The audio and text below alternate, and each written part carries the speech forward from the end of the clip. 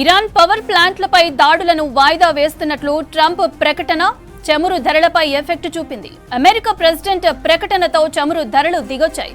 చమురు రేట్ $17 మేర తగ్గి ప్రస్తుతం బ్యారెల్ చమురు ధర 96 మేర కొనసాగుతోంది. ఇరాన్లోని పవర్ ప్లాంట్లు, ఇంధన మౌలిక సదుపాయాల సెంటర్లపై దాడులకు 5 రోజులు వాయిదా వేశారు ట్రంప్. 48 గంటల్లో హార్ముజ్ జలసంధిని తెరవకపోతే ఇరాన్ పవర్ ప్లాంట్లు, ఇంధన మౌలిక సదుపాయాలపై దాడి చేస్తామని హెచ్చరించారు. ప్రస్తుతం ఇరాన్తో జరుగుతున్న చర్చల్లో పురోగతి ఉందని, అందుకే పవర్ ప్లాంట్లపై చేపట్టాల్సిన సైనిక దాడులను 5 రోజుల పాటు వాయిదా వేస్తున్నట్లు అమెరికా అధ్యక్షుడు డొనాల్డ్ ట్రంప్ ప్రకటించారు. చర్చలు సఫలమైతే దాడుల నిలిపివేత కొనసాగుతుందని, లేని పక్షంలో తదుపరి చర్యలు ఉంటాయని ట్రంప్ వార్నింగ్ ఇచ్చారు. ఇరాన్ పవర్ ప్లాంట్లపై దాడులను వాయిదా వేస్తున్నట్లు ట్రంప్ ప్రకటన చమురు ధరలపై ఎఫెక్ట్ చూపింది. అమెరికా ప్రెసిడెంట్ ప్రకటనతో చమురు ధరలు దిగొచ్చాయి. చమురు రేటు $17 మేర తగ్గి ప్రస్తుతం బ్యారెల్ చమురు ధర 96 మేర కొనసాగుతోంది. ఇరాన్లోని పవర్ ప్లాంట్లు, ఇంధన మౌలిక సదుపాయాల సెంటర్లపై దాడులకు 5 రోజులు వాయిదా వేశారు ట్రంప్. 48 గంటల్లో హార్ముజ్ జలసంధిని తెరవకపోతే ఇరాన్ పవర్ ప్లాంట్లు, ఇంధన మౌలిక సదుపాయాలపై దాడి చేస్తామని హెచ్చరించారు. ప్రస్తుతం ఇరాన్తో జరుగుతున్న చర్చల్లో పురోగతి ఉందని, అందుకే పవర్ ప్లాంట్లపై చేపట్టాల్సిన సైనిక దాడులను 5 రోజుల పాటు వాయిదా వేస్తున్నట్లు అమెరికా అధ్యక్షుడు డొనాల్డ్ ట్రంప్ ప్రకటించారు. చర్చలు సఫలమైతే దాడుల నిలిపివేత కొనసాగుతుందని, లేని పక్షంలో తదుపరి చర్యలు ఉంటాయని ట్రంప్ వార్నింగ్ ఇచ్చారు. ఇరాన్ పవర్ ప్లాంట్లపై దాడులను వాయిదా వేస్తున్నట్లు ట్రంప్ ప్రకటన చమురు ధరలపై ఎఫెక్ట్ చూపింది. అమెరికా ప్రెసిడెంట్ ప్రకటనతో చమురు ధరలు దిగొచ్చాయి. చమురు రేటు $17 మేర తగ్గి ప్రస్తుతం బ్యారెల్ చమురు ధర 96 మేర కొనసాగుతోంది. ఇరాన్లోని పవర్ ప్లాంట్లు, ఇంధన మౌలిక సదుపాయాల సెంటర్లపై దాడులకు 5 రోజులు వాయిదా వేశారు ట్రంప్. 48 గంటల్లో హార్ముజ్ జలసంధిని తెరవకపోతే ఇరాన్ పవర్ ప్లాంట్లు, ఇంధన మౌలిక సదుపాయాలపై దాడి చేస్తామని హెచ్చరించారు.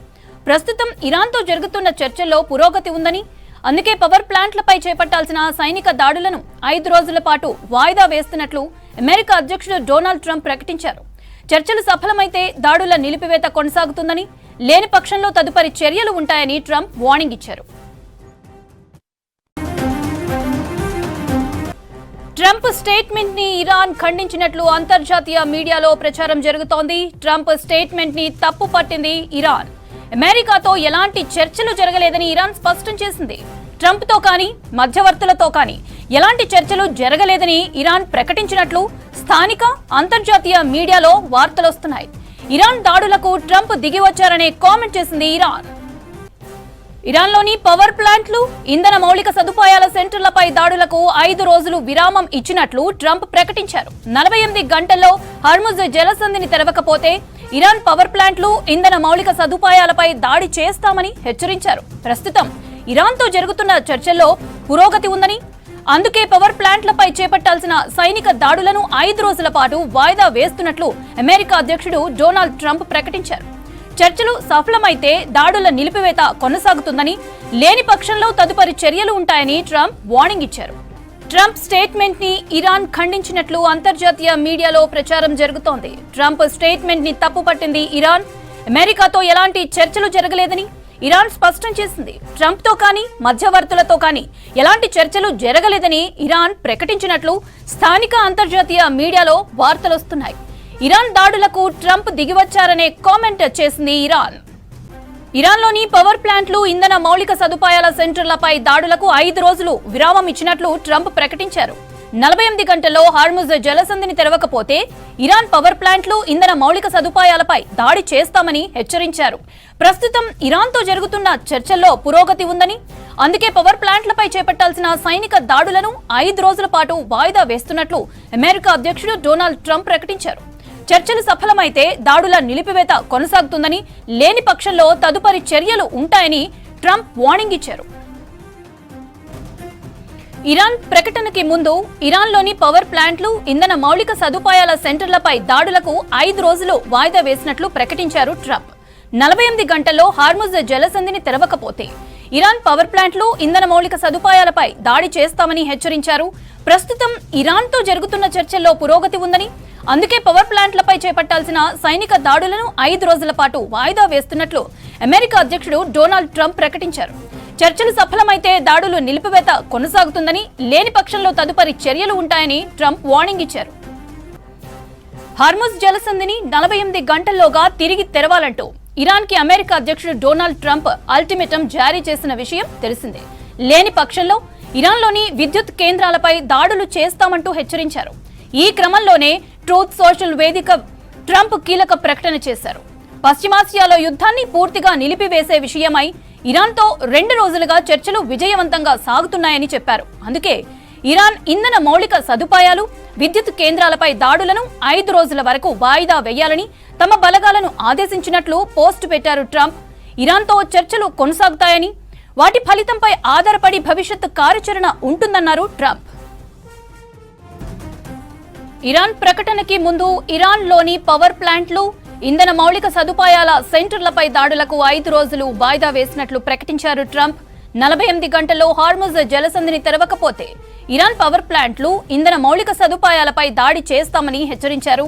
ప్రస్తుతం ఇరాన్తో జరుగుతున్న చర్చల్లో పురోగతి ఉందని, అందుకే పవర్ ప్లాంట్లపై చేపట్టాల్సిన సైనిక దాడులను 5 రోజుల పాటు వాయిదా వేస్తున్నట్లు అమెరికా అధ్యక్షుడు డొనాల్డ్ ట్రంప్ ప్రకటించారు. చర్చలు సఫలమైతే దాడుల నిలిపివేత కొనసాగుతుందని, లేని పక్షంలో తదుపరి చర్యలు ఉంటాయని ట్రంప్ వార్నింగ్ ఇచ్చారు. హార్ముజ్ జలసంధిని 48 గంటల్లోగా తిరిగి తెరవాలంటూ ఇరాన్కి అమెరికా అధ్యక్షుడు డొనాల్డ్ ట్రంప్ అల్టిమేటం జారీ చేసిన విషయం తెలిసిందే. లేని పక్షంలో ఇరాన్లోని విద్యుత్ కేంద్రాలపై దాడులు చేస్తామంటూ హెచ్చరించారు. ఈ క్రమంలోనే ట్రూత్ సోషల్ వేదికగా ట్రంప్ కీలక ప్రకటన చేశారు. పశ్చిమాసియాలో యుద్ధాన్ని పూర్తిగా నిలిపివేసే విషయమై ఇరాన్తో 2 రోజులుగా చర్చలు విజయవంతంగా సాగుతున్నాయని చెప్పారు. అందుకే ఇరాన్ ఇంధన మౌలిక సదుపాయాలు, విద్యుత్ కేంద్రాలపై దాడులను 5 రోజుల వరకు వాయిదా వేయాలని తమ బలగాలను ఆదేశించినట్లు పోస్ట్ పెట్టారు ట్రంప్. ఇరాన్తో చర్చలు కొనసాగుతాయని, వాటి ఫలితంపై ఆధారపడి భవిష్యత్ కార్యాచరణ ఉంటుందన్నారు ట్రంప్.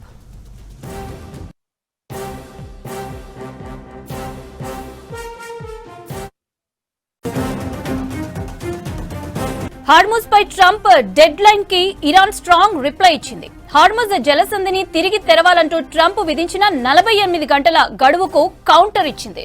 హార్ముజ్ ని తెరవడానికి తనకు సాయం చేయండని ప్లకార్డులు పట్టుకున్న ట్రంప్ పోస్టర్ ని మిసైల్ పై అంటించి ప్రయోగించింది ఇరాన్. పోస్టర్ పై స్టూపిడ్ ట్రంప్ స్లోగన్ ఉంది.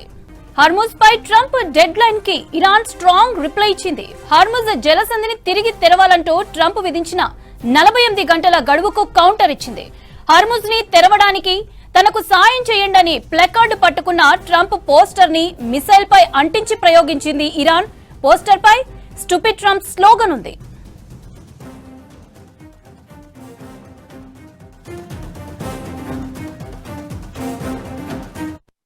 కామారెడ్డి జిల్లా పెద్దకొడపల్లో తాగునీటి కోసం ప్రజలు తీవ్ర ఇబ్బందులు పడుతున్నారు. పశువులు కూడా తాగునీరు లేక అల్లాడుతున్నాయి. వెంటనే తమకు తాగునీరు ఏర్పాటు చేయాలని కోరుతున్నారు స్థానిక ప్రజలు. స్థానికంగా ఉన్న నీటి తొట్టె, ట్యాంక్ ఇప్పటికే ధ్వంసమైపోయాయి. ప్రస్తుతం అవి నిరుపయోగంగా మారాయి. నీటి తొట్టె, ట్యాంకర్ ధ్వంసం కావడంతో వాటిలో నీరు నిల్వ ఉండటం లేదు. అధికారులు స్పందించి వెంటనే చర్యలు తీసుకోవాలని కోరారు ప్రజలు. లేదంటే తాము తీవ్ర ఇబ్బందులు పడతామని ఆవేదన వ్యక్తం చేశారు. నీటి తొట్టెను, ట్యాంకర్లను తక్షణమే మరమ్మతులు చేసి పరిసరాలను శుభ్రపరిచి ప్రజలకు ఉపయోగపడేలా చేయాలన్నారు. డూప్లికేట్ కట్టిరు, అది గోదలు బీదలు గుద్దుడుకు అది గుద్దుడుకు కూలిపోయింది సార్. అది టీఆర్ఎస్ ప్రభుత్వం ఉన్నప్పుడు. ఇప్పుడు ఇక ఏం చేస్తారు ఈ ప్రభుత్వం, కానీ కట్టాలా మర్రాది. అదే నీళ్ళ కొంది కట్టుండ్రి, బలరకు, గోదలకు, మనసులకు, బట్టలు పెట్టుకుంటానికి, ఆడుకుంటానికి. ఇక అది పరిభాషపోయింది, కూలిపోయింది. ఇప్పుడు ఒక జెట్ పంపు ఉండే, ఆ జెట్ పంపు ఖరాబ్ కాగానే ఇలా వాడకం బంద్ అయిపోయింది. మేము అక్కడ పాత గల్లీలో ఉంటే ఇక్కడ బోర్ వేసిరు, మాకు తెలియకుండా ఈ మోరు కూడా మరి ఆ సైడ్కి తీసుకుంటారు. ఇట్లా చక్కగా పోయేది అటు రౌండ్ కొట్టారు. మోరు కట్టడు కూడా రాంగు, బోర్ వేసుడు కూడా రాంగు. పాల ఇరిగేషన్ ప్రాజెక్టులు, సాగునీటిపై గత బీఆర్ఎస్ సర్కార్ చెప్పిన మాటలు డొల్లేనని చెప్తోంది సోషియో ఎకనామిక్ సర్వే. అవకాశం దొరికినప్పుడల్లా కాళేశ్వరంపై గొప్పలు చెప్తుంటారు గులాబీ లీడర్లు. ఇక కొత్తగా కట్టే ప్రాజెక్టు కింద 72,24,000 ఎకరాలకు నీరు ఇవ్వాల్సి ఉండగా ఇచ్చింది కేవలం 20 లక్షల ఎకరాలకేనని చెప్పింది సోషియో ఎకనామిక్ సర్వే.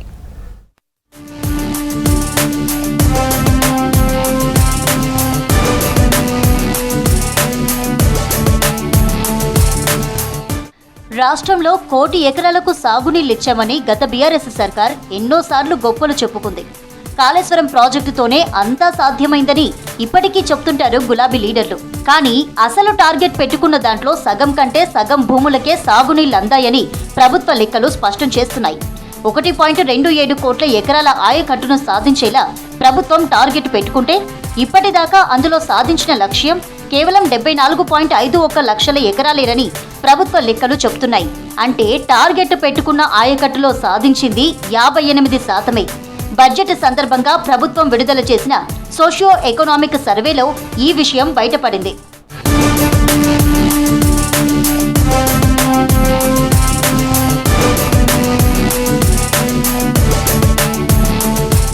ఇక కొత్తగా నిర్మిస్తున్న భారీ మధ్య తరహా ప్రాజెక్టుల కింద 72.24 లక్షల ఎకరాలకు నీళ్లివ్వాలని టార్గెట్ పెట్టుకుంటే అందులో వచ్చిన ఆయకట్టు కేవలం 20.22 లక్షల ఎకరాలే.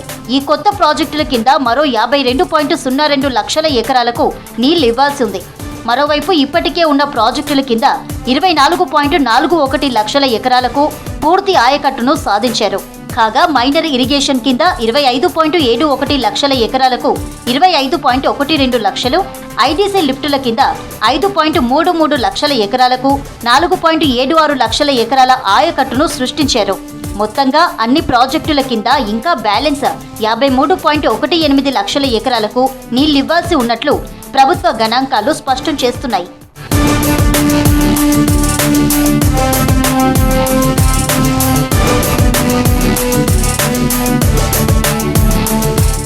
రాష్ట్రంలో 73 ప్రాజెక్టులుండగా అందులో 34 మేజర్, 39 మీడియం ప్రాజెక్టులున్నాయి. మొత్తం ప్రాజెక్టుల్లో 42 పూర్తయ్యాయి. మరో 31 ప్రాజెక్టులు పూర్తి చేయాల్సి ఉంది. పూర్తి చేయాల్సిన ప్రాజెక్టుల్లో 24 ప్రాజెక్టులు మేజర్ ప్రాజెక్టులే ఉన్నాయి.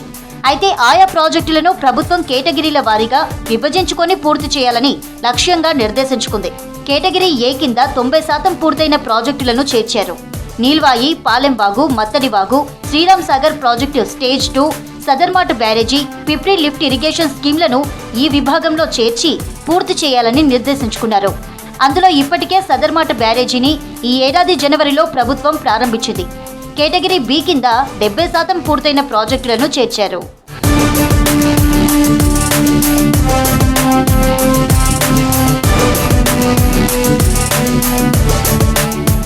చిన్న కాళేశ్వరం, మోడికుంట వాగు, lower Penganga, Chanaka Korata, Sripada Yellampalli, Devadula, Sitarama, Gouravelli, Koil Sagar lift, Rajiv Bhima lift, Nettempadu lift, Kalwakurthy lift, Dindi, SLBC ప్రాజెక్టులను చేర్చింది. వీటిని ప్రాధాన్యపరంగా వీలైనంత త్వరగా పూర్తి చేయాలని లక్ష్యంగా నిర్దేశించుకుంది. ఇక Palamuru Rangareddy lift, SRSP flood flow canal, Jakora Chandur lift, Kumrambheem project, Manjira lift, Gattu lift ప్రాజెక్టులను ప్రాధాన్యపరంగా ముందుకు తీసుకువెళ్లనుంది. వాటికి అదనంగా ప్రాణహిత చేవెళ్ల ప్రాజెక్టులో భాగంగా తుమ్మిడిహెట్టి వద్ద బ్యారేజీని నిర్మించ తలపెట్టింది. 15 ప్రాజెక్టుల పరిధిలో పరిహారం కింద 147 గ్రామాలకు చెందిన ప్రజలకు 3,900 కోట్లు ఇవ్వాల్సిండగా 2025 డిసెంబర్ నాటికి 2,750 కోట్లను అందించారు.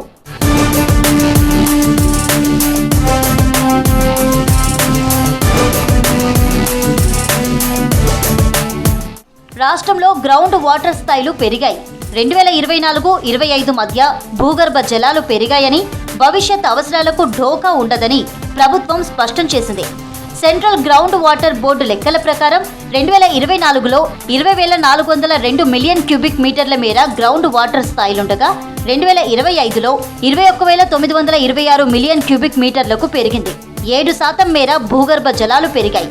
అందులో 8,466 మిలియన్ క్యూబిక్ మీటర్ల నీటిని 2024లో వాడుకోగా 2025లో అది 9,266 మిలియన్ క్యూబిక్ మీటర్లకు పెరిగింది.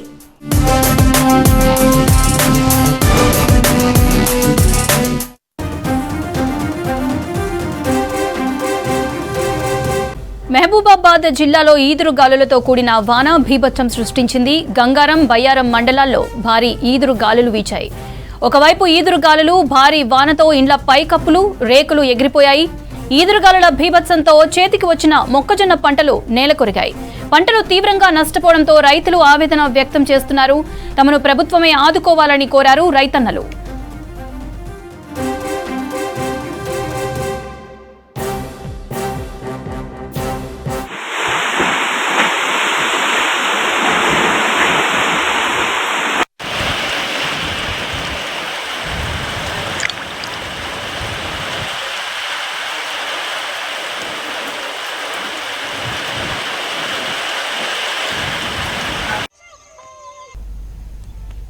మహబూబాబాద్ జిల్లాలో ఈదురుగాలులతో కూడిన వాన బీభత్సం సృష్టించింది. గంగారం, బయ్యారం మండలాల్లో భారీ ఈదురుగాలులు వీచాయి.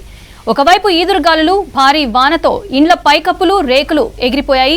ఈదురుగాలుల బీభత్సంతో చేతికి వచ్చిన మొక్కజొన్న పంటలు నేలకొరిగాయి. పంటలు తీవ్రంగా నష్టపోవడంతో రైతులు ఆవేదన వ్యక్తం చేస్తున్నారు. తమను ప్రభుత్వమే ఆదుకోవాలని కోరారు రైతన్నలు.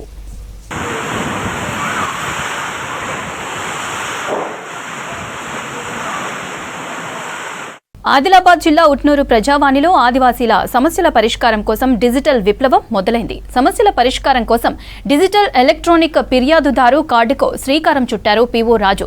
ప్రతి ఫిర్యాదుదారునికి ఎలక్ట్రానిక్ ఫిర్యాదు కార్డును ఇస్తున్నారు. ఫిర్యాదు కార్డుపై ఉన్న క్యూఆర్ కోడ్ స్కాన్ చేస్తే సమస్య పరిష్కారం ఏ దశలో ఉందో తెలుస్తోంది. ప్రజావాణిలో వచ్చిన ప్రతి ఫిర్యాదుదారునికి ఎలక్ట్రిక్ ఫిర్యాదు కార్డు ఇస్తున్నారు పీఓ రాజు. ఈ సేవలపై సంతోషం వ్యక్తం చేస్తున్నారు ప్రజలు. సమస్యల పరిష్కారం కోసం ఈ కార్డు ఉపయోగపడుతుందంటున్నారు ప్రజలు. ప్రతి ఫిర్యాదుదారుని సమస్యను పరిష్కరించేందుకు ఎలక్ట్రానిక్ ఫిర్యాదుదారుని కార్డుని ప్రవేశపెట్టామన్నారు పీఓ.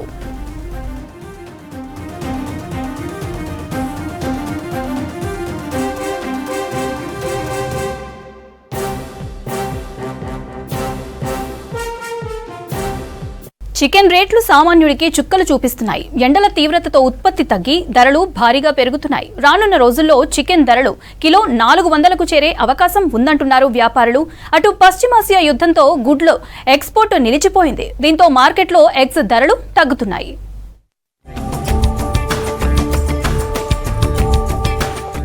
రాష్ట్రంలో ఓవైపు చికెన్ ధరలు విపరీతంగా పెరుగుతున్నాయి. మరోవైపు గుడ్డు రేటు మాత్రం తగ్గుతోంది.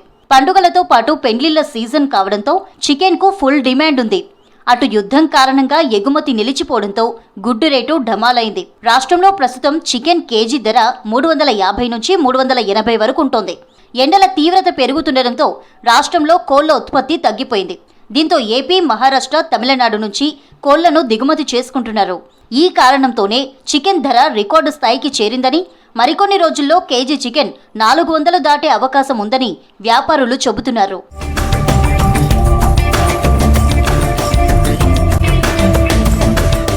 వారం రోజుల వ్యవధిలోనే చికెన్ ధరలు అమాంతం పెరిగాయి. వారం రోజుల కింద కేజీ చికెన్ 320 రూపాయలుండగా 3-4 రోజులుగా 350, 360, 380 వరకు పెరుగుతూ వస్తుంది.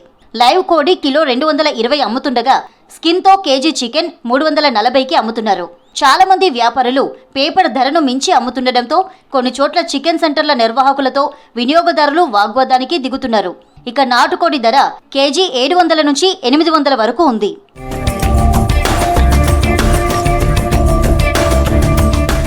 రాష్ట్రంలో 6000 బ్రాయిలర్ కోళ్ల ఫార్మ్స్ ఉండగా వీటితో ఏటా 20 కోట్లకు పైగా కోళ్లు ఉత్పత్తి అవుతున్నాయి. వానాకాలం, చలికాలంలో కోళ్ల ఉత్పత్తి మెరుగ్గా ఉంటున్నప్పటికీ వేసవిలో మాత్రం ఎండల తీవ్రతతో ఉత్పత్తి గణనీయంగా పడిపోతోంది. ఎండల కారణంగా బ్రాయిలర్ కోళ్లు చనిపోతుండటంతో మార్కెట్లో సప్లై తగ్గుతోంది. దీంతో పాటు ఎండల కారణంగా కోళ్లు దానా తక్కువ తిని నీళ్లు ఎక్కువగా తాగుతుండటంతో ఆశించినంత ఎదుగుదల ఉండడం లేదంటున్నారు పౌల్ట్రీ నిర్వాహకులు. మరోవైపు కోడి పిల్లల ధరలు, దానా ఖర్చులు కూడా పెరిగాయి. అంతేగాక కోళ్లను కాపాడుకునేందుకు కూలర్లు, స్ప్రింక్లర్లు ఏర్పాటు చేయడం పౌల్ట్రీ ఫార్మ్స్ నిర్వాహకులపై ఆర్థికంగా అదనపు భారం పడుతోంది. దీంతో చాలా మంది పౌల్ట్రీ రైతులు వేసవిలో కోళ్ల పెంపకాన్ని ఆపడంతో సప్లై చాలా వరకు తగ్గింది.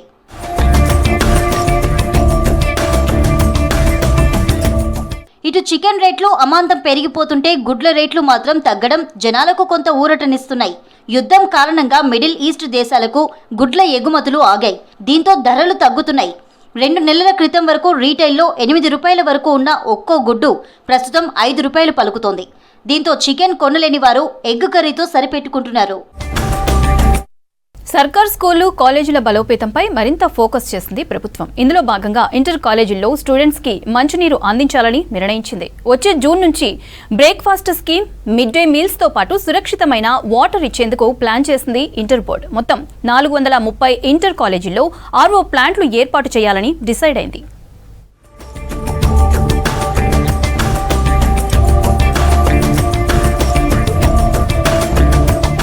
రాష్ట్రంలోని సర్కారు జూనియర్ కాలేజీల్లో చదువుతున్న విద్యార్థులకు స్వచ్ఛమైన తాగునీరు అందించేందుకు నిర్ణయం తీసుకుంది ప్రభుత్వం. ఇందుకోసం రాష్ట్ర వ్యాప్తంగా ఉన్న మొత్తం 430 జూనియర్ కాలేజీల్లో ఆర్వో ప్లాంట్లను ఏర్పాటు చేయాలని డిసైడ్ అయింది. వచ్చే విద్యా సంవత్సరం నుంచి కాలేజీల్లో మధ్యాహ్న భోజనం, బ్రేక్ఫాస్ట్ స్కీమ్ అమలు కానుంది. దీంతో విద్యార్థులకు మంచినీరు ఇవ్వడం తప్పనిసరిగా భావించిన ఇంటర్మీడియట్ అధికారులు ఈ దిశగా అడుగులు వేస్తున్నారు.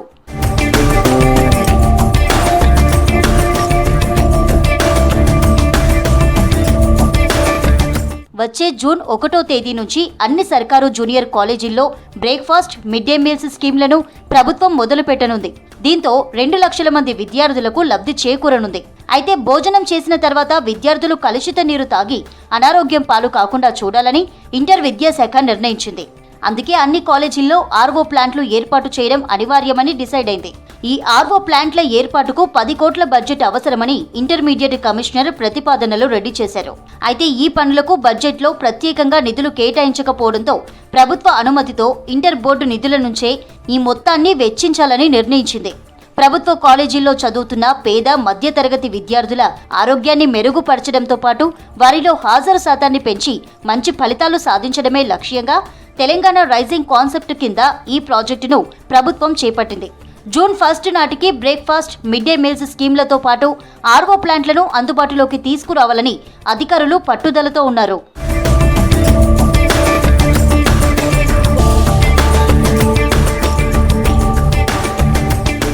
కాలేజీలోని విద్యార్థుల సంఖ్య ఆధారంగా మెయింటెనెన్స్ గ్రాంట్లను ఇచ్చేందుకు ఇంటర్మీడియట్ అధికారులు చర్యలు తీసుకుంటున్నారు.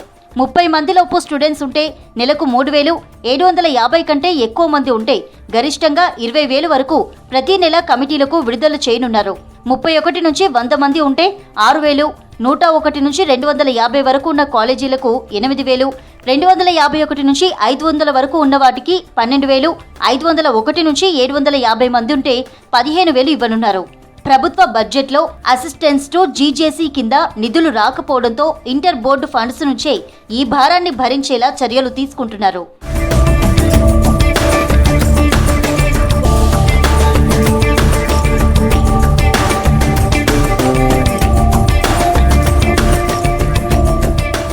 దీంతో పాటు కాలేజీల నిర్వహణ బాధ్యతలను అమ్మ ఆదర్శ పాఠశాల కమిటీలకు అప్పగించాలని ప్రభుత్వం నిర్ణయించింది. వచ్చే విద్యా సంవత్సరానికి గాను 430 ప్రభుత్వ కాలేజీల్లో టాయిలెట్ల క్లీనింగ్, మొక్కలకు నీళ్లు పోయడం, ప్రాంగణాల నిర్వహణ కోసం 5.25 కోట్ల నిధులు కేటాయించనుంది. జిల్లా కలెక్టర్ల పర్యవేక్షణలో ఈ కమిటీలు 11 నెలల పాటు కాలేజీల మెయింటెనెన్స్ ను చూసుకోనున్నాయి. లెక్చరర్లకు ట్రైనింగ్, యూనిఫామ్, పాఠ్య పుస్తకాలు, డిజిటల్ క్లాస్ రూమ్ల కోసం సమగ్ర శిక్షణ కింద తీసుకునేలా సర్కారుకు ఇంటర్ కమిషనర్ కృష్ణ ఆదిత్య లేఖ రాశారు. అలాగే ల్యాబ్ల బలోపేతంతో పాటు డ్యూయల్ డెస్కులకు నిధులు కావాలని లేఖలో కోరారు.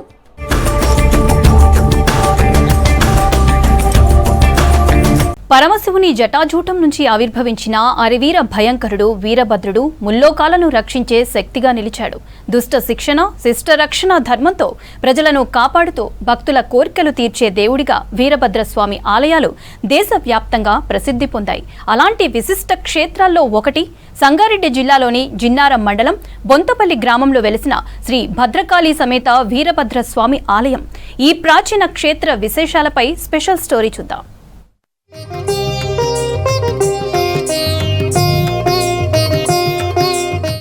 ఆధ్యాత్మికతతో నిండిన బొంతపల్లి గ్రామంలో వెలసిన శ్రీ భద్రకాళి సమేత వీరభద్రస్వామి ఆలయం భక్తుల కొంగు బంగారంగా వెలుగొందుతోంది. సుమారు 700 సంవత్సరాల చరిత్ర కలిగిన ఈ క్షేత్రం కాకతీయుల కాలానికి చెందిందిగా చారిత్రక ఆధారాలు చెప్తున్నాయి. కాకతీయుల యుగంలోనే ఇక్కడ వీరభద్రస్వామి భద్రకాళి సమేతంగా వెలసి నిత్య పూజలు అందుకుంటూ విరాజిల్లుతున్నారని స్థానికులు చెప్తున్నారు. ఈ ఆలయ నిర్మాణానికి సంబంధించిన ఒక ఆసక్తికరమైన కథనం కూడా ప్రాచుర్యంలో ఉంది. ఒకప్పుడు వీరభద్రస్వామి పశువుల కాపరి రూపంలో గ్రామస్తులకు ప్రత్యక్షమై ఈ ప్రదేశంలో ఆలయం నిర్మించాలని సూచించి అనంతరం అంతర్ధానం అయినట్లు పురాణాలు చెప్తున్నాయి. అప్పటి నుంచి ఈ క్షేత్రం పవిత్రమైన దేవస్థానంగా భక్తుల ఆరాధనను పొందుతోంది. ఆలయంలోకి ప్రవేశించిన వెంటనే భక్తులకు ఆధ్యాత్మిక అనుభూతి కలుగుతుంది. ప్రధాన ద్వారం దాటగానే స్వామివారి ఎదుట భారీ నంది విగ్రహం దర్శనమిస్తుంది. నంది తలపై నుంచి వీరభద్రస్వామిని దర్శిస్తే సకల పాపాలు తొలగిపోతాయని భక్తుల విశ్వాసం. నంది విగ్రహం సమీపంలోనే ఆలయ ధ్వజస్తంభం భక్తులను ఆకట్టుకుంటుంది. ఈ దేవాలయానికి 700 సంవత్సరాల చరిత్ర కలిగి ఉన్నది. ఇక్కడ ఒల్లుబండ అని చెప్పున్నది. ఆ ఒల్లుబండ పైన మన కోరికలు అనుకొని రెండు చేతులు బొడనవేలు ఇలా పెట్టినట్టయితే ఆ కోరిక అయ్యేటట్లయితే చేతి గుండ్రంగా తిరిగి మళ్ళీ యథావిధిగా రావడం జరుగుతుంది. భద్రకాళి అమ్మవారి ఆలయం వద్ద భారతదేశంలో ఎక్కడా లేనటువంటి విధంగా 9 శ్రీచక్రాలు ఉన్నాయి. ఈ ఆలయంలో గండదీపం ఆరాధన, తల వెంట్రుకల సమర్పణ, వ్రతాలు, హోమాలు వంటి అనేక ఆచారాలు భక్తి శ్రద్ధలతో నిర్వహించబడుతున్నాయి. ఆలయానికి వచ్చే భక్తులు ముందుగా పక్కనే ఉన్న ఆదిదేవుడు వినాయకుడిని దర్శించుకుని తర్వాత వీరభద్ర స్వామిని దర్శించుకుంటారు. ఆలయ సమీపంలో మహంకాళి అమ్మవారి ఆలయం కూడా ఉంది. వీరభద్ర స్వామి దర్శనం తర్వాత మహంకాళి అమ్మవారిని పూజించడం భక్తుల ఆనవాయితీ. 24 స్తంభాలతో విశాలంగా నిర్మించిన ఈ ఆలయం ప్రత్యేక శిల్పకళతో ఆకట్టుకుంటుంది. మహంకాళి ఆలయం ముందు 8 శ్రీచక్రాలు ఉండగా ఆలయం లోపల 9వ శ్రీచక్రం ప్రతిష్ఠించబడి ఉంటుంది. నవదంపతులు ఇక్కడ కుంకుమార్చనలు నిర్వహించడం విశేషం. ఈ వీరభద్రన్ స్వామి గుడి ప్రత్యేక అయినేసి చాలా పవర్ఫుల్ దేవుడు అని చెప్పేసి విన్నాము. ఏ కోరికలు కోరుకున్న నెరవేరుతాయని నమ్మకంతో వచ్చినాము. ప్రతి సంవత్సరం వస్తుంది. పుల్లుబండ అనేది ఉంది. సో నేను 10th క్లాస్లో ఉన్నప్పుడు అది పట్టుకొని దేవుణ్ణి మొక్కుకొని మన కోరిక కోరుకుంటే అది నెరవేరిందనుకో, అది మనకి ఇంకా అది ఎప్పటికీ నమ్మకం అనేది వస్తుంది. పురాణాల ప్రకారం దక్షుడి యజ్ఞాన్ని ధ్వంసం చేయడానికి పరమశివుడు తన జటాజూటం నుంచి వీరభద్రుణ్ణి సృష్టించాడు. దక్షుణ్ణి సంహరించిన తర్వాత వీరభద్రుడు అనేక ప్రదేశాల్లో ఆవిర్భవించాడని పురాణాలు చెప్తున్నాయి. అలా వెలిసిన ప్రాచీన క్షేత్రాల్లో బొంతపల్లి వీరభద్ర స్వామి ఆలయం ఒకటిగా భావిస్తారు. ఇక్కడ చుట్టుముట్టు గ్రామాల నుంచి కానీ, మరి హైదరాబాద్ నుంచి కానీ, మరి చుట్టుముట్టు రాష్ట్రాల నుంచి కూడా ఇక్కడ పెద్ద ఎత్తున కూడా ప్రతి సంవత్సరం కూడా మరి కళ్యాణము, రథోత్సవానికి కూడా మరి పెద్ద సంఖ్యలో వచ్చి మరి స్వామివారి కృపకు కూడా పాత్రలు అవుతా ఉన్నారు. పెద్ద ఎత్తున కొన్ని వేలాది మంది వచ్చి మరి రథోత్సవ కార్యక్రమంలో పాల్గొని శ్రీ భద్రకాళి సమేత వీరభద్ర స్వామి దేవస్థానంలో మరి ఇది పురాతనమైన టెంపుల్, చాలా పుణ్యక్షేత్రము. కొన్ని వందల సంవత్సరాలు చరిత్ర కలిగిన వీరభద్ర స్వామి టెంపుల్ మరి సికింద్రాబాద్ కాకుండా, హైదరాబాద్ కాకుండా ఇతర రాష్ట్రాలు కర్ణాటక, మహారాష్ట్ర, ఆంధ్రప్రదేశ్ ఇతర రాష్ట్రాలకి గిట్ట మరి స్వామివారిని దర్శించుకోవడం జరుగుతుంది. ప్రతి సంవత్సరం ఆలయంలో 9 రోజుల పాటు బ్రహ్మోత్సవాలు అత్యంత వైభవంగా జరుగుతాయి. నందీశ్వర వాహన సేవ, అశ్వవాహన సేవతో ప్రారంభమయ్యే ఉత్సవాలు హంసవాహన సేవ, భృంగీశ్వర వాహన సేవ, పొన్న వాహన సేవ, అగ్నిగుండాలు వంటి కార్యక్రమాలతో కొనసాగుతాయి. 5వ రోజు స్వామివారి ఎదుర్కోలు, కళ్యాణోత్సవం, గజవాహన సేవ, పల్లకీ సేవలు నిర్వహిస్తారు. 6వ రోజు దివ్య రథోత్సవం, 7వ రోజు నాకబలి, 8వ రోజు ఏకాంత సేవ, డోలోత్సవంతో బ్రహ్మోత్సవాలు ముగుస్తాయి.